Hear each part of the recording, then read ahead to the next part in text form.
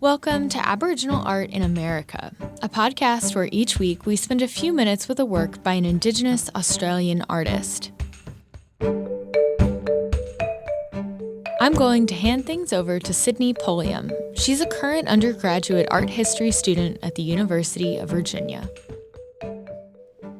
Last year was the first time I was introduced to Aboriginal Australian art when I took a seminar with Professor Henry Scarrett, the curator of the Kluge-Ruhe art collection.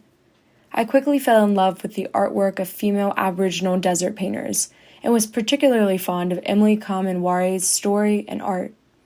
In many ways, Emily was the first Aboriginal Australian female artist to be a true star and gain international recognition. Emily's artistic journey began with working in the batik medium.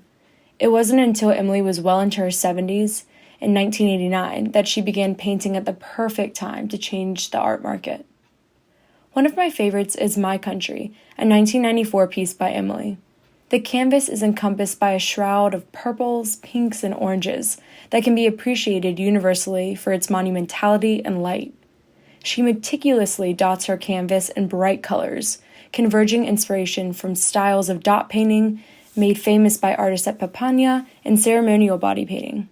The dots in My Country are the principal visual structure of her painting, with few points of emphasis and no corners, except those naturally provided by the limits of the canvas.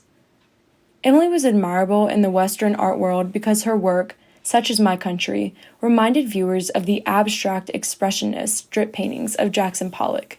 In other words, Kngwarreye's work looked like a comprehensible piece of art for art's sake to an audience unfamiliar with desert Aboriginal art painting. However, while Jackson Pollock's art was about rugged individualism, Kngwarreye and the female desert painters who followed her painted in a gestural style new to Aboriginal Australian art to express women's specific cultural relationship to the dreaming in their ancestral land. Thus, when viewing Emily's work, one must not get caught up in the abstract aesthetics alone and forget the immense spirituality and passion of the piece, as Emily connects herself to her land, her country, in a way that only she can.